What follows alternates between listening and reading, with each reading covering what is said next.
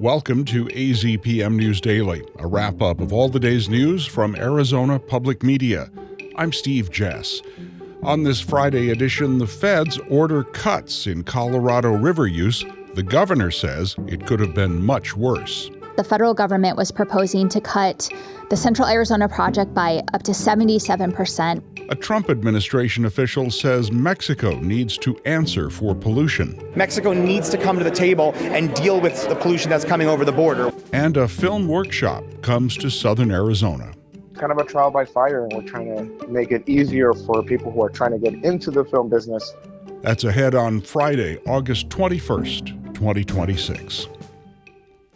Topping our news, the federal government has announced significant cuts in the amount of Colorado River water flowing to Arizona, California, and Nevada. Alex Hager reports they'll rein in demand by about 20%. The cutbacks will last through 2028. It's an attempt to prop up the nation's two largest reservoirs, which both hit record low levels earlier this month. The cuts could have been nearly double this amount, but the federal government negotiated with Arizona, California, and Nevada to soften the blow of water reductions. Cities in the Phoenix and Tucson areas will be the hardest hit, but most have robust backup plans to keep taps flowing normally. The upstream states of Colorado, Utah, Wyoming, and New Mexico will not have to take cutbacks under the new plan. That's after years of failed negotiations. Federal officials said they want to keep working with states that use the river to come up with a consensus agreement for cutting back on demand. Alex Hager, Phoenix.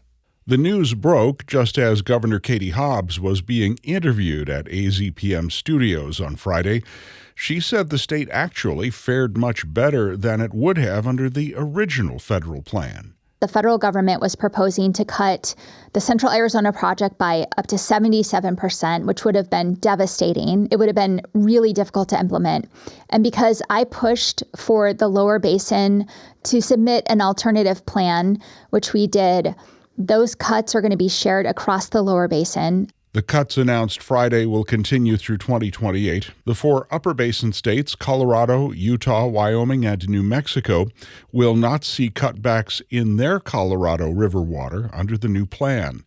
The entire interview with Governor Hobbs will be featured on next week's episode of The Press Room on PBS 6 and NPR 89.1. Attorney General Chris Mays says she will not prosecute the governor after a 2-year investigation into bribery allegations against her.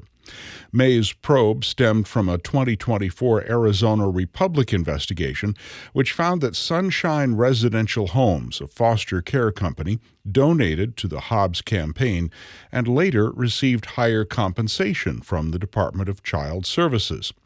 Hobbs has denied giving the firm preferential treatment.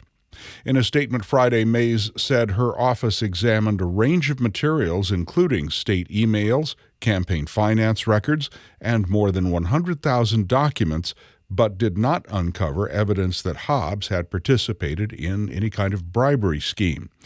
Mays says the case also showed a need for a more transparent system to report campaign donations. An EPA official says Mexico needs to be held accountable for decades of cross-border wastewater and pollution.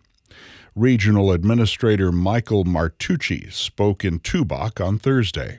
Mexico needs to come to the table and deal with the pollution that's coming over the border, whether those are heavy metals from their industrial activities, whether it's trash, whether it's an influx of stormwater and sediment, all things that are impacting our ability to treat wastewater here in Arizona.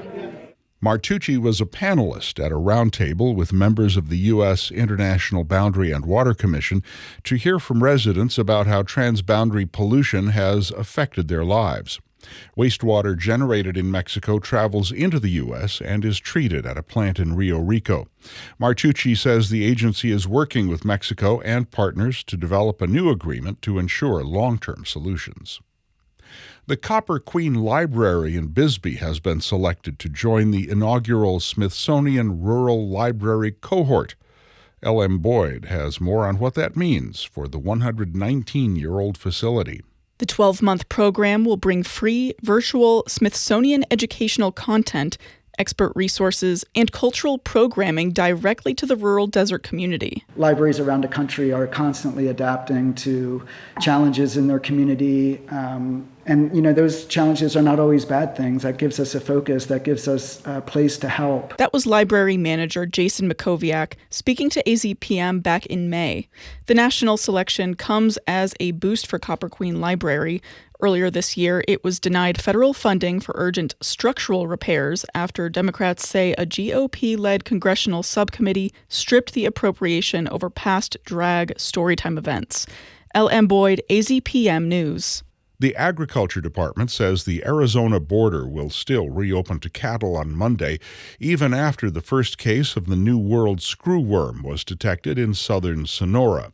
That case was confirmed nearly 300 miles south of the U.S.-Mexico border. USDA says it has no plans to change the scheduled opening of the Douglas cattle port. Douglas will become the first crossing point on the U.S.-Mexico border to let livestock through in more than a year, as the U.S. phases out the ban in place to protect against the New World screwworm. The USDA said the system it's built up over the past 18 months is coordinated and highly sophisticated.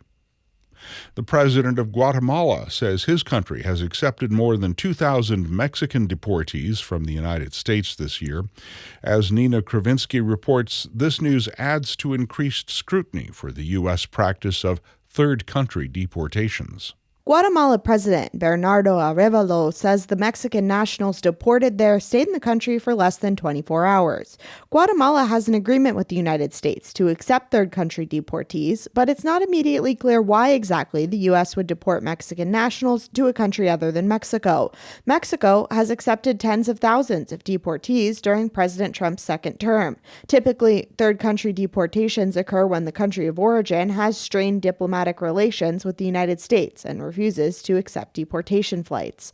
A DHS spokesperson said the Trump administration is utilizing all lawful options. Nina Kravinsky, Hermosillo. The Trump administration's crackdown on illegal immigration is putting a sharp focus on detention camps. Tucson-based writer John Washington has authored a new book about the subject.